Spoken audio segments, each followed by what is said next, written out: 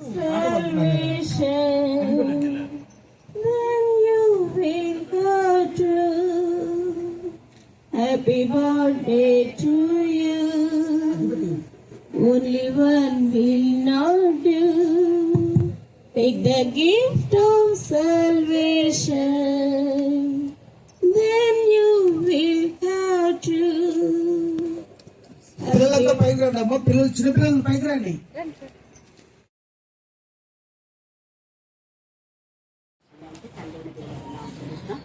మరి 2025 ఈ సంవత్సరం అంతట్లో దేవుడు లక్ష్మిని వారి కుటుంబాన్ని వారి పిల్లలు బాగా ఆశ్రయించినాడు.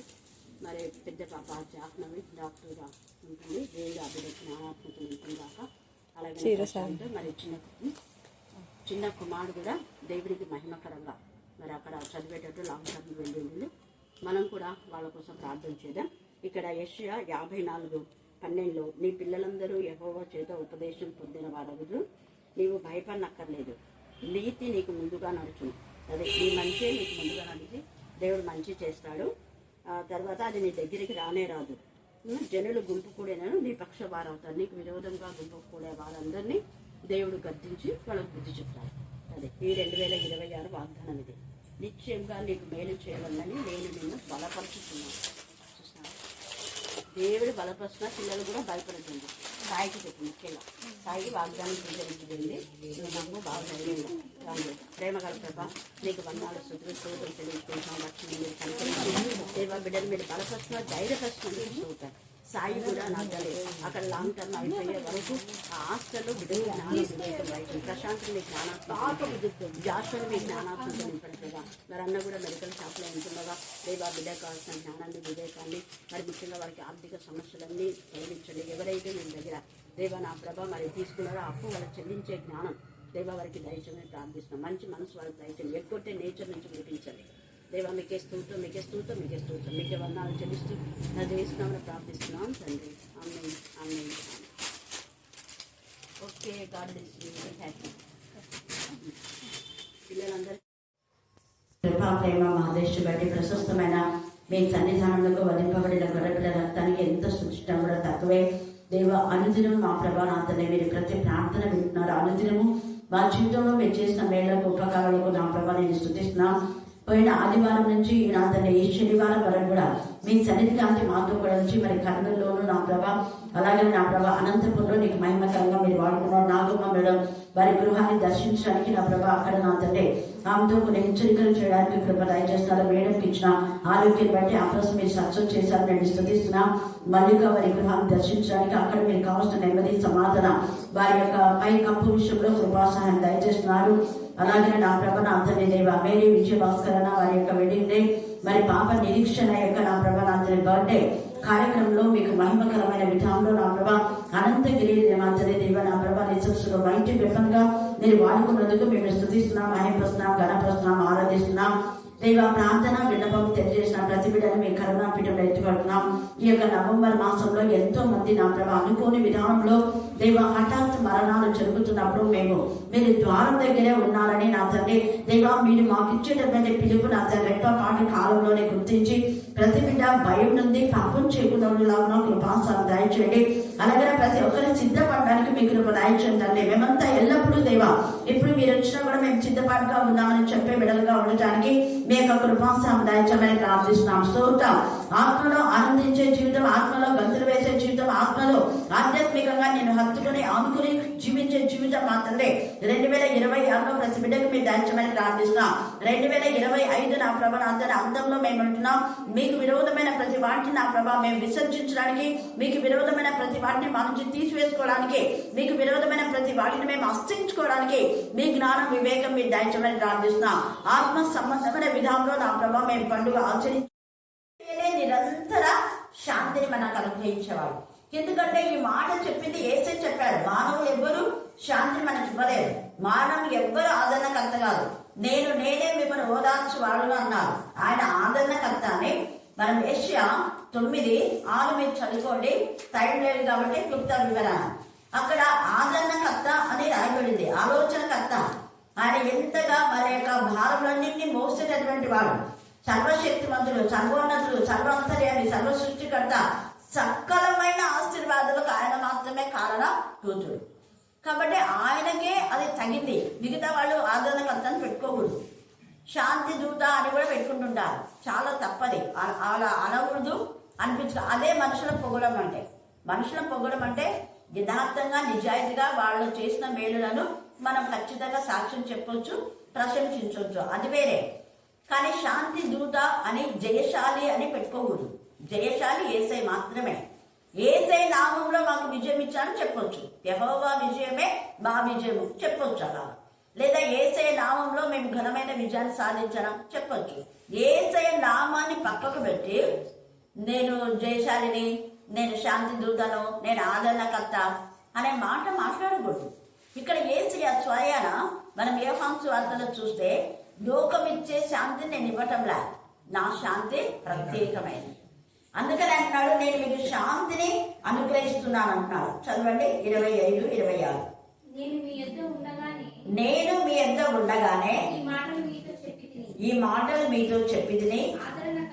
ఆదరణకర్త అనగా తండ్రి నా నామమున అండర్లైన్ చేసుకోండి. ఆదరణకర్త ఎన్నిసార్లు తండ్రి అయిన దేవుడిని మెమరీ చేసుకుంటున్నాడు. మనం కూడా మన ఆత్మీయంగా మనల్ని ఎదగ చేసినవని ఎప్పుడు రిమైండ్ చేసుకోవాలి. అక్కడ నేను అనంతగిరికి అంటే అనంతగిరి అనేది రెస్టారెంట్స్ అనమాట. అక్కడ అంతా కూడా రిసార్ట్స్ చాలా ఉన్నాయి. అది అనంతపూర్కు 20 కిలోమీటర్స్లో ఉంది. చాలా పెద్ద ప్లేస్ అనమాట. దాదాపు 50 ఎకరాలు ఉంటుంది. దాంట్లో వీళ్ళు కొంత ప్లేస్ తీసుకున్నారు అన్నవాళ్ళు. అక్కడ అరేంజ్ చేశారనమాట వాళ్ళ యొక్క బర్త్డే కార్యక్రమం, వెడ్డింగ్ డే. అది నామకం వస్తే బర్త్డే, వెడ్డింగ్ డే, కానీ నిజంగా వాక్యం అక్కడ ప్రకటించబడింది. అన్న ఎప్పుడు అలాగే చేస్తారు. క్యాండిడేట్ సర్వీస్ అని మనం చెప్తారు. అనేక మంది అన్యులు ఎక్కువ వస్తారు. అంటే అన్న ఆ యొక్క ఇరిగేషన్ డిపార్ట్మెంట్ కాబట్టి 4-5 డిస్ట్రిక్ట్లకు అన్న పెద్ద విజయవాడలో రిటైర్డ్ అయినారు. ఎంతమంది అయితే వాళ్ళ యొక్క మరి సబార్డినేట్ ఉంటారో వాళ్ళందరినీ కంపల్సరిగా రమ్మని చెప్తారు. వాళ్ళందరినీ పిలిపిస్తారు. అలాగా అంతమంది అన్యులలో బర్త్డే కార్యక్రమమైన బర్త్డే గురించి ఎక్కువ యేసయ్య యొక్క అంటే ఆ పాప రక్షణ పొందింది. ఇన్ ద సేమ్ వే కానీ నామకు వస్తాయి బర్త్డే, కానీ ఆత్మ సంబంధమైన విషయాల్లో ఆ పాప ఎలాగ ఎదిగింది, మనం ఎలాగ ఉండాలి అనేది చెప్పాడు అన్న. రాజమండ్రి నుంచి వచ్చాడు. అంత దైవికమైన విధానంలో ఉంది. అక్కడ ఏమీ లోక సంబంధమైన ఎంజాయ్మెంట్స్ లేదు. అదే దేవుడు మన అడిగేది. క్రిస్మస్ పండుగ అంటే నవంబర్ నుంచి చేస్తుంటారు. నవంబర్ నుంచి 2 నెలలుగా మనం ఎన్నెన్నో ప్రయత్నం చేస్తాం. మరి 2 నెలలుగా మన యొక్క తినుము, త్రాగుము, సుఖించుము అనే ఈ విషయాల్లోనే మనం ఎంత ప్రయత్నం చేస్తుంటాం. మరి దైవికంగా మా సంవత్సరం ఎండింగ్ లో మనం ఉన్నాం. ఎన్ని దైవికమైన విషయాల్లో మనం ఆనందం కలిగి ఉన్నాం. దేవునిలో ఆనందిస్తేనే నిజమైన ఆనందం. అది మన పవన్ కూడా చెప్పాడు. దైవికమైనటువంటి ఆనందం కలిగించే పండుగలు ఏదంటే ఆత్మ సంబంధమైన పండుగ. ఒకడు కొత్తగా జన్మించడం ద్వారా దేవుడు పరలోకంలో ఆనందిస్తాడు. అది ఆనందం. ఇక్కడ మనకు ఆనందం ఉంటుంది, అక్కడ ఆనందం ఉంటుంది. అందుకనే మనం క్రిస్మస్ పండుగలని చాలా చేస్తాం. ప్రతి సంవత్సరం చేస్తూనే ఉంటాం. మరి క్రిస్మస్ అని చేసేటప్పుడు ఒక్కసారి ఆత్మ పరిశీలన చేసుకోవాలా. ఎందుకంటే మనకు క్రీస్తు నాలో జన్మించాడా అని ఒక ఆత్మ పరిశీలన చేసుకోవాలి. నిజంగా క్రీస్తు మనలో జన్మిస్తే క్రీస్తుకున్న క్యారెక్టర్ మనకుందా? యేసు ప్రభుల వారు ఏమై ఉన్నాడని చాలాసార్లు చెప్పాడు. యేసయ్య ఏమై ఉన్నాడు? వెలుగై ఉన్నాడు. ఒకటి పరిశుద్ధుడు, జీవమై ఉన్నాడు, వాక్యమై ఉన్నాడు. అది ఇవన్నీ ఉన్నాయి యేసయ్యకు. నేనే మార్గం, సత్యం, జీవం అన్నాడు. అంటే బోధించేవాడు కూడా ఆయనే. అందుకని ఇక్కడ మీరు ఏం చెప్పాలని మీరేం కంగారు పడద్దు. నేను మీ యొద్ద ఉండగానే ఈ మాటలు మీతో చెప్పింది. ఆదరణకర్త అనగా తండ్రి, తండ్రి తండ్రి తండ్రి ఎన్నిసార్లు మెన్షన్ చేస్తాను. ఇది నా మైండ్ లో ఫిక్స్ అయిపోయింది. అందుకని నేను పదే మిషనరీస్ కానివ్వండి, ఆరోగ్యమూర్తి కానివ్వండి చెప్పకుండా ఉండలేను. తర్వాత మనోహర్ బ్రదర్, దినకరాన్ అంకుల్, మా మమ్మీ డాడీ ఎప్పుడు మన మైండ్ లో ఉండాల్సిందే. అవి చాలా మంది చెప్పరు. వాళ్ళ ఆత్మీయంగా ఎదిగిన స్థితిని అస్సలు గుర్తు చేసుకోరు. ఎక్కడి నుంచి మనం ఆత్మీయంగా ఎదిగామన్నది, ఏ బండ నుంచి చెక్కబడినామన్నది అస్సలు మెమరీ చేసుకోవాలి. ఎన్నిసార్లు యేసయ్య తన తండ్రి గురించి చెప్తా ఉంటాడు. అబ్రహాము, ఇస్సాకుల గురించి కూడా ఇతను నిజంగా అబ్రహాం కుమారుడే, అబ్రహాం జ్ఞాపకం చేసుకున్నాం. ఎందుకు దేవుని కుమారుడు అనొచ్చు కదా. ఎంత ప్రేమ గల తండ్రి. నిజంగా యేసయ్యను ఎవరైతే అనుభవిస్తారో వాళ్ళకు మాత్రమే ఇట్లాంటి గుణం ఉంటాయి. మిగతా వాళ్ళంతా రక్షణ పొందింటారు కానీ విశ్వాసం గాంధకులు లాగానే జీవిస్తుంటారు. వాళ్ళ రక్షణ అనుభవం గురించి అస్సలు చెప్పారు. అన్న చెప్పాడు భక్త సింగ్ అంకుల్ గురించి. చాలా మంది భక్త సింగ్ ఫెలోషిప్ నుంచి నేను విన్నప్పుడు 100% భక్త సింగ్ అంకుల్ గురించి ఖచ్చితంగా తీసుకొస్తాను. అంటే అది వేరు. అక్కడ భక్త సింగ్ అనేది అంకుల్ యొక్క పేరు కాదు. అక్కడ భక్త సింగ్ అంకుల్ యేసయ్యకి చెందినవాడు. సో వాళ్ళు చెప్తున్నారంటే యేసయ్యను అక్కడ మెమరీ చేస్తున్నాడని అర్థం. అంకుల్కు చాలా ఇది పండుగలు అవి కాదు, ఆత్మీయంగా జన్మించడమే చాలా ఇష్టము అని అలాగా అనేక మంది అన్య జనులను ప్రభువుకు నడిపించాడు. మనం కూడా అన్నిలోకి నడిపించాలి. ఎస్, అదే అక్కడ మెసేజ్, మెయిన్ మెసేజ్ అదే. ఎంతమంది మనము రక్షణ లేని వారిని ప్రభులోకి నడిపించడమే నిజమైన పండుగ. అంటే అదే పండుగ. మనం ఎన్ని చేసుకున్నా కూడా ఇక్కడ మనం ఎంజాయ్ చేస్తున్నాం, కానీ పరలోకంలో ఆనందించడం లేదు. ఆయన అంటాడు, నాలో మీరు, మీలో నేను ఏం చేయాలి? ఆనందించాలి. నేను మీ యందు, మీరు నా యందు ఉన్నా. మరి మీరు ఒక్కరు ఆనందిస్తే ఎలాగా? దేవునికి ఏది సంతోషము అంటే ఒక ఆత్మ మారు మనసు పొందడం. ఒక ఆత్మ బ్యాప్టిజం తీసుకుంటే సంతోషం లేదు, నామకోస్తే బ్యాప్టిస్టాలు అది తీసుకున్న వ్యక్తికి ఆ రోజే సంతోషం ఉంటుందేమో, అంతే. తర్వాత మళ్ళీ పడిపోతుంటాడు. అది కాదు. నిజమైన మారు మనసు ఉన్న వ్యక్తి ప్రతిరోజు దేవుడు ఆనందిస్తాడు. మారు మనసు కారణమైన వ్యక్తులు కూడా ఎప్పటికీ మర్చిపోడు. అందుకని వాళ్ళు ఇప్పుడు మేము యేసు ఫెలోషిప్ అని చెప్పరు, లేదా దేవుని ఫెలోషిప్ అని చెప్పారు, అబ్రహాం ఫెలోషిప్ అని చెప్పారు. వాళ్ళు అడిగేది మీరు ఏ ఫెలోషిప్ అని ఏమంటారు? భక్త సింగ్ ఫెలోషిప్ అంటారు. ఎస్ అన్నాం. అక్కడ అంతా అదే. దానిలో రాజమండ్రి నుంచి ఒక అక్క వచ్చింది, ప్రే చేస్తా ఉంది, మీ ఫెలోషిప్ ఏదమ్మా అనింది. కర్ణాపీఠ మినిస్ట్రీస్ అన్నాను. అది ఎవరికి లేదు. చాలా సంతోషపడింది అక్క. తర్వాత నేను అన్నా, ఇంకా అందరిలో నేను మింగిల్ అవుతాను అక్క, ఒక్క కర్ణాపీఠ minister, but CSI, Lutheran, Mennonite, Methodist, Catholic, తర్వాత మీ బ్రదర్ ఫెలోషిప్. బ్రదర్ అన్నాం కాదు, బ్రదర్ కాదమ్మా, భక్త సింగ్ ఫెలోషిప్ అనేది.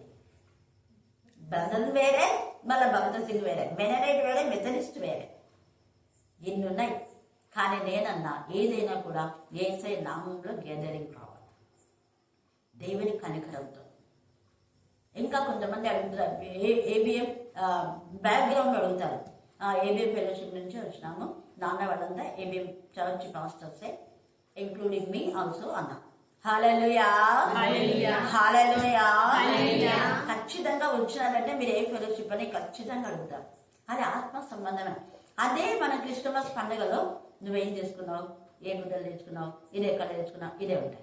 ఆత్మ సంబంధులైనటువంటి వాళ్ళు అయితే నిజంగా ఈరోజు కొత్త వాక్యం నేను విన్నా క్రిస్టమస్ గురించి, ఈ వాక్యం గురించి నీకు కూడా చెప్తాను విను అనాలి. లేదా ఈరోజు దేవుడు నాతో కొత్తగా మాట్లాడినాడు ఒక వచనం గురించి, ఒక అధ్యాయం గురించి మీకు కూడా నేను తెలియజేస్తున్నాను. సత్యమును ప్రకటించడమే నిజమైన ఆదరణ, సత్యమును ప్రకటించడమే నిజమైన శాంతి. అందుకనే యేసయ్య అన్నాడు ఇక్కడ, తండ్రి నా నామమున పంపబోవు పరిశుద్ధ. తండ్రి ఉండి అక్కడ యేసయ్య నామం ఉంది. మనం తండ్రి యేసయ్య నామమును చేస్తూ మన యొక్క పేర్లను కూడా దేవుడు హెచ్చించాలని ఆయన ఇష్టపడతాడు. అందుకే మీ పేర్లు ఎక్కడ రాయబడ్డాయి? జీవ గ్రంథంలో. జీవ గ్రంథంలో పేర్లు ఎందుకు రాయబడతాయి? మనం యేసయ్య నామం ఇక్కడ ప్రకటించినప్పుడు పదే పదే నేను చెప్పించేది అందుకే. యేసయ్య నామంలోనే స్వస్థత, యేసయ్య నామంలోనే సమృద్ధి, సంతోషం, యేసయ్య నామంలో బలం, జ్ఞానం, తర్వాత ఐశ్వర్యం, ఆనందం, స్వస్థత, విడుదల, విమోచన, ఎవ్రీథింగ్. ఆనందము, అభివృద్ధి, ఆదరణ అన్ని యేసయ్య నామంలోనే. అందుకని యేసయ్య నామంలో మనం ఎక్కువగా ప్రశంసించినప్పుడు అప్పుడు యేసయ్య నామంలో మనకి ఏమొస్తుంది? పరిశుద్ధాత్మ. ఈ పరిశుద్ధాత్మను మనలో ఉన్నప్పుడు సమస్తమును మీకు బోధిస్తాడు.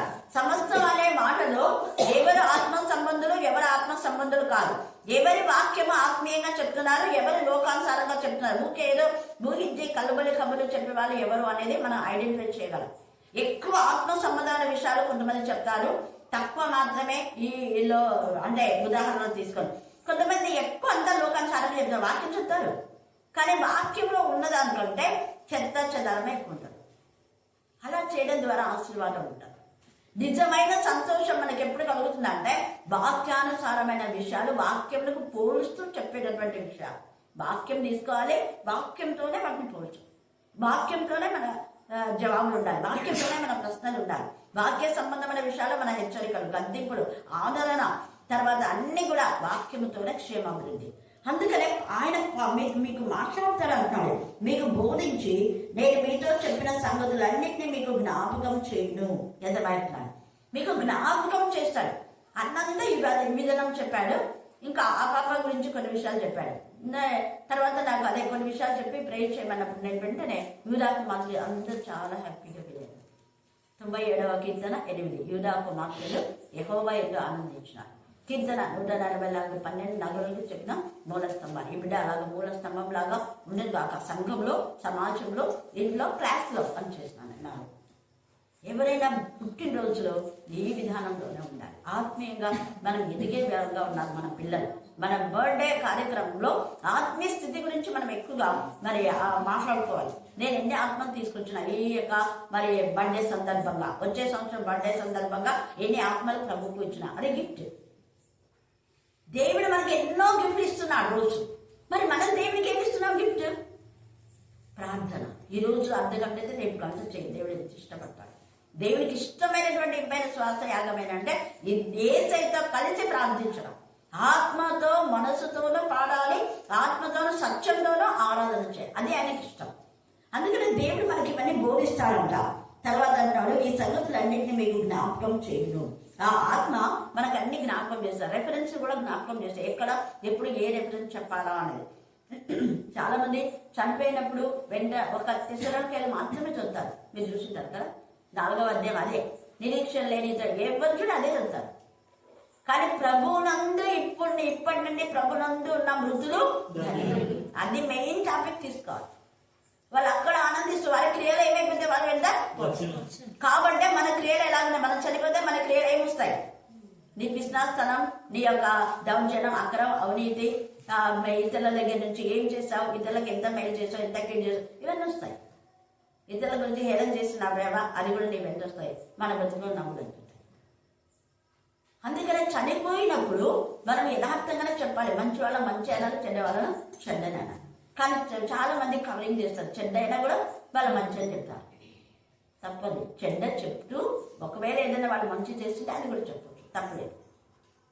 కానీ చెడ్డ వాళ్ళను కూడా దుష్టులను, మంచులను కూడా మంచులను దుష్టులు అనకూడదు. నీతిమంతుడనే అనాలి, దుష్టులు. అది శాంతి. అంటే యథార్థంగా మనం ఎప్పుడైతే మాట్లాడతామో అది మన మనుషులకు ఏమిస్తుంది? శాంతిని ఇస్తుంది.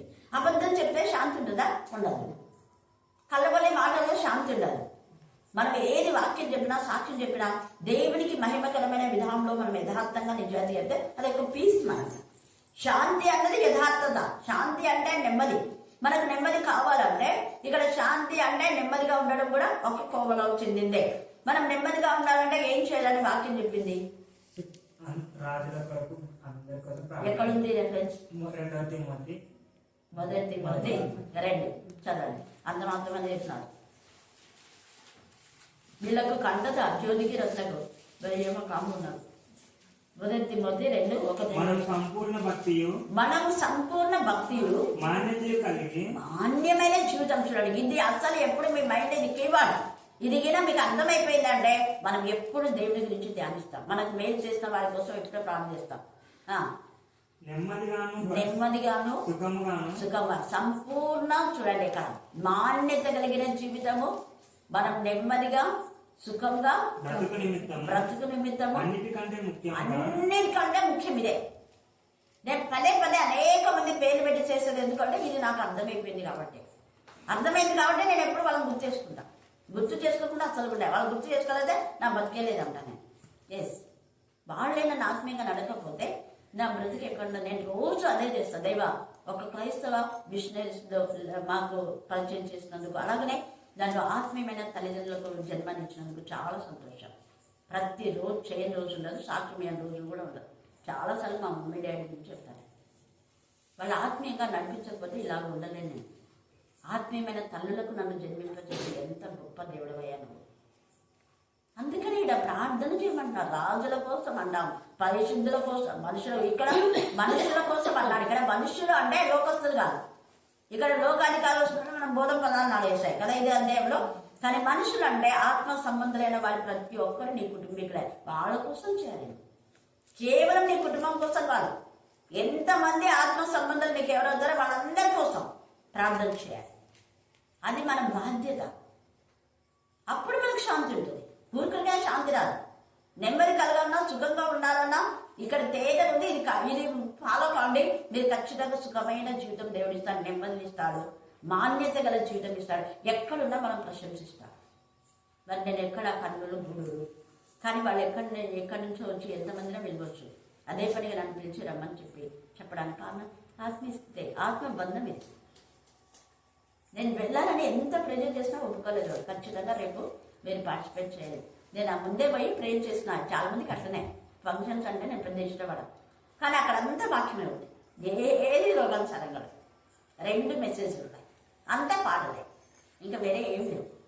హల్లెలూయా హల్లెలూయా.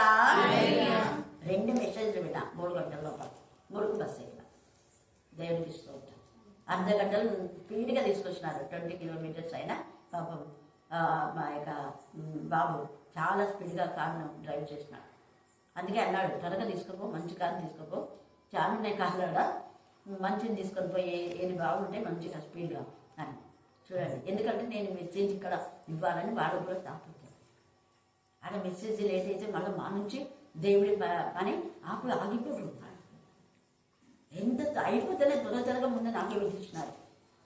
ఎంత ఆసక్తి! అది ఆత్మ విషయంలో మనం ఎప్పుడు ఆసక్తి ఉంటాం, అదే శాంతి అంటే, అదే నెమ్మది అంటే, ఇంకా వేరే ఏం లేదు. తర్వాత యెషయా 26:3, అది కూడా కీబడే. ఏంది రత్న ఇస్తుంది. యెషయా 26:3 ఏం బంగారు జ్యోతి, ఎవరి మనసు ఎంత కండగా వీళ్ళకంతా ఇవన్నీ, ఈ కండ పిల్లలకు అంతా కండది కీబోర్డ్. ఎవరి మనసు ఎవరి అంటే ప్రతి ఒక్కరి గురించి, ఎవరి మనసు నీ మీద అనుకున్న వాళ్ళని పూర్ణ శాంతి గలవానుగా కాపాడు. ఏలైనగా నీ ఎందు మనుషుల ఎందు విశ్వాసం ఉంచాలా. నేను అందుకే మనుషుల ఎందు కాదు, మనం దేవుని ఎందు మనం నమ్మిక ఉంచి ఇక్కడికి వచ్చినాం. దేవుని నమ్మి అబ్రహాము వచ్చాడు. అందుకే అబ్రహాము ఏ రాజుల కంటే ఎక్కువగా ఆశీర్వదించబడినాడు. పీస్ ఉంది అబ్రహాము. బొమ్మలు అనుకున్నప్పుడు పీస్ లేదు. ఆత్మ సంబంధాలతో ఉన్నప్పుడు పీస్ ఉంది. లోక సంబంధమైనటువంటి లోతు ఉన్నాడు, సమాధానమే లేదు. రోజు గొడవల అవి. ఎప్పుడైతే లోతు వెళ్ళిపోయినాడో సమాధానం వచ్చేసి. లోతులాగా ఉండొద్దు మనం. లోతు విశ్వాసం కాదు. అబ్రహాము ద్వారా ఆశీర్వదించబడి అసలు వాళ్ళ పని వాడిని గద్దించని పోయి అబ్రహాం గురించి ఎక్కడ దేవుని స్తుతించినట్టుగానే లేదు అసలు. లోతు నీతిమంతుడుగా అయినా అంటే కారణం అబ్రహామే. కానీ అబ్రహాం అయితే అక్కడి వేసంత ఎట్లున్నాడో ఏమో అనేసి లోతు గురించి ఎంత దేవుని దగ్గర వ్యక్తిస్తున్నారు. లోతు కోసం జయించినాడు. 7 రాజులు జయించి మళ్ళా లోతుకు చాలా ప్రాపంచిచ్చినాడు. మర్చిపోయినాడు అంతా. వద్దు, ఏసై మన నుంచి కోరేది అంతా ఒకటే, కృతజ్ఞత. ఇక్కడ అదే ఆదరణకర్త ఉంటాడు. శాంతి మీకు అనుగ్రహిస్తాడు. ఎప్పుడు శాంతి అంటే మనం పూర్ణ మనసు ఆయన ఆరాధించినప్పుడే. ఆయన చేసిన మేలలో ఆయన వాక్యం మనకు లేఖన భాగాలు వాగ్దానాలు ఎన్నో ఉంటాయి. వాగ్దానాలు ఏమీ మర్చిపోవద్దు. శాంతిని మీకు అనుగ్రహించున్నాడు. లోకం ఇచ్చినట్టుగా నేను మీకు అనుగ్రహించలేదు. మీ హృదయంలో కలవరపడనీయకుడి, వెరవనీయకుడి. అక్కడ ఆ బర్త్డే కార్యక్రమంలో దానికంతా అదే మెయిన్ మెసేజ్. అదే నేను నిన్ను ఏర్పరచుకున్నాను వాగ్దానం. బ్యాప్టిజం అప్పుడు వాగ్దానం. బ్యాప్టిజం వచ్చు ప్రతి ఒక్కరికి వాగ్దానం ఇవ్వాలి. నేను ఖచ్చితంగా వాగ్దానం ఇస్తాను. మరి మీకు ఎంతమంది గుర్తుందో లేదు? ఉందా? దేవునికి ఇస్తాను. ఆ వాగ్దానాన్ని ఎత్తిపట్టాలి. అక్కడ అంకుల్ అదే మెయిన్గా రాస్తున్నాడు హెడ్డింగ్. ఆ పాపను ఏర్పరచుకున్న విషయంలో అది నేను ఆత్మీయంగా అక్కడ ఆనందిస్తున్నారని చాలా హ్యాపీగా పిల్లాను. ఎందుకు నేను చెప్తున్నా అంటే ఇక్కడ అంటాడు శాంతిని మీకు అనుగ్రహిస్తాడు. లోకం ఇచ్చినట్టుగా నేను మీకు అనుగ్రహిస్తా లేదు. లోకం ఇచ్చేదంటే పండగలు తినడం తాగడం, మీరే లోకం ఇచ్చేది. అందుకే లోక మర్యాదను అనుసరించొద్దు అంటాడు రోమా 12. మీ హృదయంలో కలవరపడ్డదినే వెరవనీయకుడి. నేను వెళ్ళి మీ యొద్దకు వచ్చేదని మీతో చెప్పిన మాట మీరు వింటారు కదా. తండ్రి నాకంటే ఎన్నిసార్లు అన్నాడు చూడండి. తండ్రి పేరు ఎత్తకుండా అస్సలు ఉన్నాడు ఏసయ్య. నాకు ఎంత ఇష్టమో ఈ మాట చూడండి. అందుకే తండ్రి నాకంటే గొప్పవాడు కనుక మీరు నన్ను ప్రేమించేలా. అందుకే నేను తండ్రి నీవు కదా ఇచ్చింది నాకు ఇంత మంచి తల్లిదండ్రులు. నువ్వు ఇవ్వకపోతే రాదు. నేను అక్కడ వాళ్ళకి పుట్టకపోతే నేను ఇలాగుందా. కాబట్టి నీకే మహిమ. నువ్వు ఇచ్చిన తల్లిదండ్రులు బట్టి స్తోత్రం అంటే దేవునికి మహిమ. తల్లిదండ్రులు పొగినట్టు కాదు, అక్కడ దేవునికి మహిమ. తర్వాత చూడండి, నాకంటే గొప్పవాడు కనుక మీరు నన్ను ప్రేమించేలా నేను తండ్రి ఎందుకు వెళుచున్నాను, మీరు సంతోషించు, మీరు సంతోషం. నిజంగా మేము ఎప్పుడు కూడా ఇలాగా మనోహర్ బ్రదర్ గురించి, దినకరన్ గురించి చెప్తే వాళ్ళు ఎంతో సంతోషంతో వేరే వాళ్ళకి చెప్తున్నారు. ఎన్నో చోట్ల వాళ్ళు మీటింగ్స్ అరేంజ్ చేశారు. కానీ కన్నులో అంత ఆత్మీయంగా ఎదిగిన ఆ ఉజ్జీవము చాలా చోట్ల లేదని చెప్పారు వాళ్ళు. అంటే విన్నారు, వెళ్ళిపోయినారు అంతే. కానీ అక్కడ చాలా మంది సేవకులుగా వాడబన్నారు, చాలా మంది. అందుకే దేవుడు అందుకనే ఆనందిస్తాడు, నాకంటే గొప్పవాడు కనుక మీరు నన్ను ప్రేమించేలా నేను తండ్రి ఎందుకు వెళ్ళుచున్నాను, మీరు సంతోషించుడు. ఈ సంగతి సంభవించినప్పుడు మీరు నమ్మవల్లని, అది సంభవింపక ముందే, ఇదే ప్రామిస్ అంటే ముందే మనకు చెప్పినప్పుడు అది వాగ్దానం, ముందే చెప్పినప్పుడు అది దేవుని యొక్క ప్రవచనం. దాంట్లో మనం పట్టుకొని దేవుని సన్నిధిలో అడగాలి. 119వ కీర్తన 12-14 వచనం చదవండి. 119 కీర్తన.